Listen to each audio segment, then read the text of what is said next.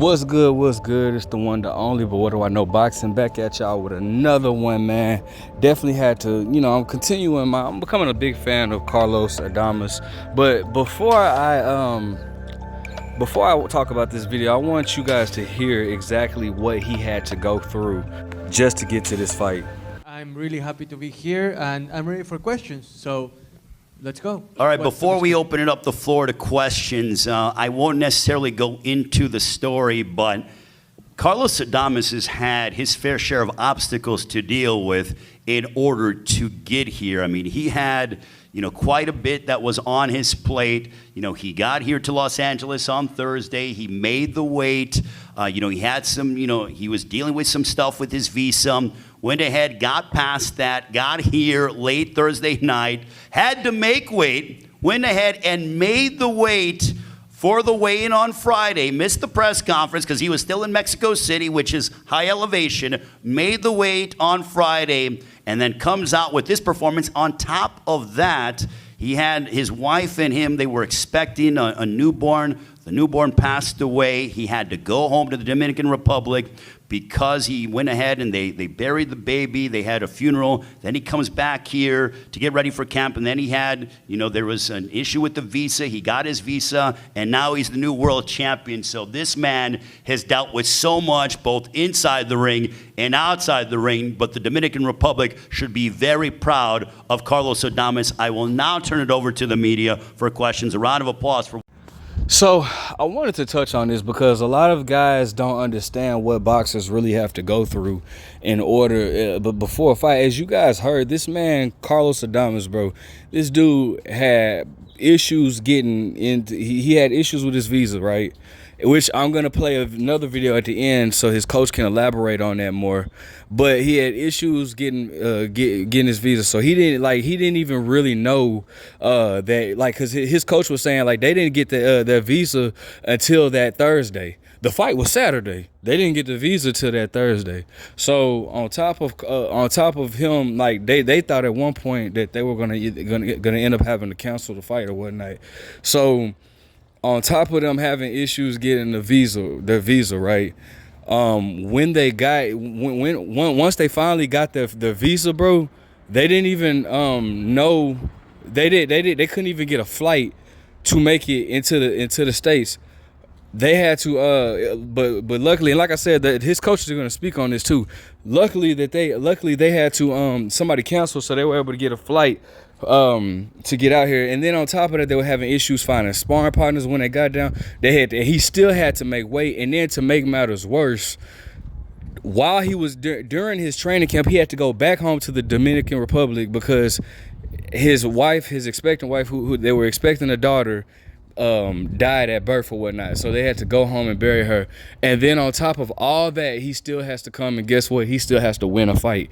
These are things that, bro, that boxers go through day in day, and this is why I'm so big on people disrespecting these boxers and calling them all type of bums and stuff. Like, bro, first and foremost, since when is fighting for your family and fighting for a better life, since when is that something that a bum does?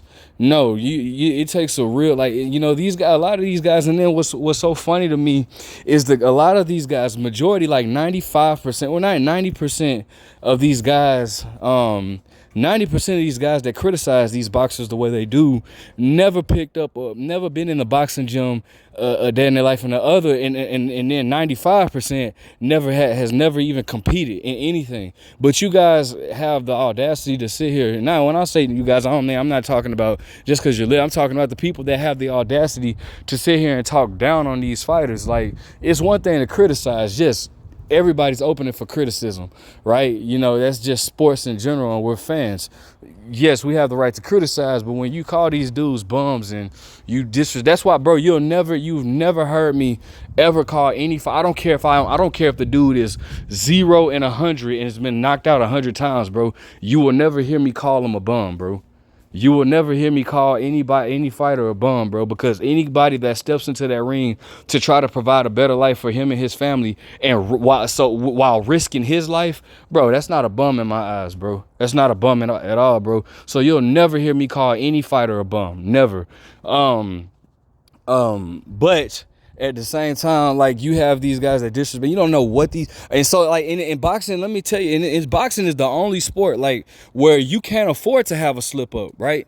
You know, you got, basketball. That's my second favorite sport. Like, boxing. I watch the NBA, and I watch college football, right?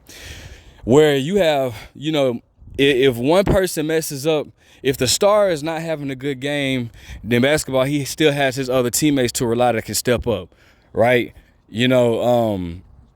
If Curry is not being Steph Curry, he still got Draymond, he still got Jordan Poole, who, I know.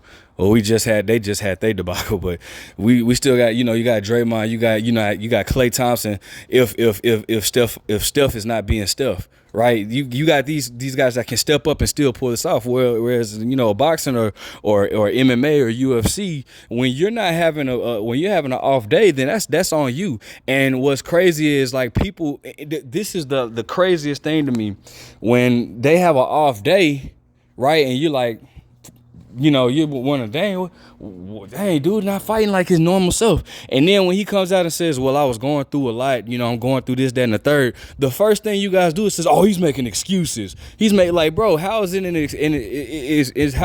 excuse if it really happened, bro? If that's really what impact, who are you to tell this man what impacts him, like, if he's going through issues or whatnot? You know what I'm saying? So, like, bro, and this man went through that and he still overcame it. But, bro, that stuff is detrimental. Boxing is a mental sport, bro. And if you're not there mentally, that's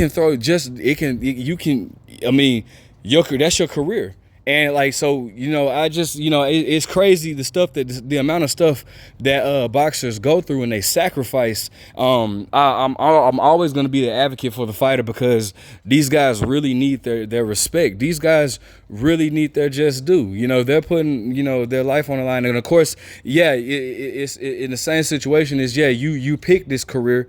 But at the end of the day, bro, that doesn't mean you have the right to just call him, oh, he's bums. And it's the funniest thing, bro. I remember when Jamal fought Juan Montiel, and that was a tougher fight than what was expected, right? And everybody was, just talking about, man, what Jamal should have got him out of there, all this, that, and the third. And when Jamal posted his hand was swollen. He had messed up his hand, right? And everybody was saying, well, Jamal should have got him out of there easily and all that. Jamal posted his hand was swollen and messed up.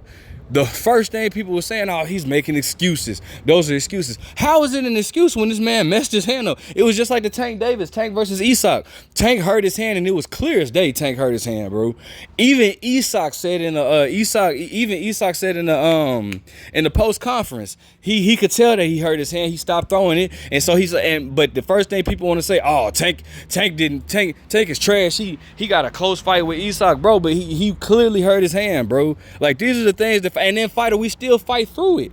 They still fight through it, bro. Like, and you still want to criticize. Let me show y'all what else Carlos Adames coach had to say. Any more questions from the media? Keith, go ahead. Maybe Bob can help with this also. Was there a point when you felt maybe he would not get here for the fight based on the visa issues? Definitely, we thought the visa was going to come in 1 to 3 days. 2 weeks had went by. They told us the visa was going to be coming in on Wednesday, so I felt pretty confident. They said, go to a loading place to get the visa, and the visas were distributed there. His visa wasn't there, so they said maybe tomorrow, which was Thursday. And at that point, I was like, if we don't get it Thursday, obviously the fight's off. So thank God the visa came in Thursday morning, and when we got the visa, that said, then we couldn't get a flight out. And we got to make weight, so, luckily there was a cancellation. We were able to get on the flight. We got in after, a 4.5-hour flight. We had to go through customs for 3.5 hours, and from there we had to go straight to make weight. And the obstacles that he had to overcome in Mexico City, the logistics of everything, we thought he was going to be there, like I said, 1 to 3 days, and then having to start up a completely new camp, having to buy equipment over there, find sparring over there. The food is completely different over there.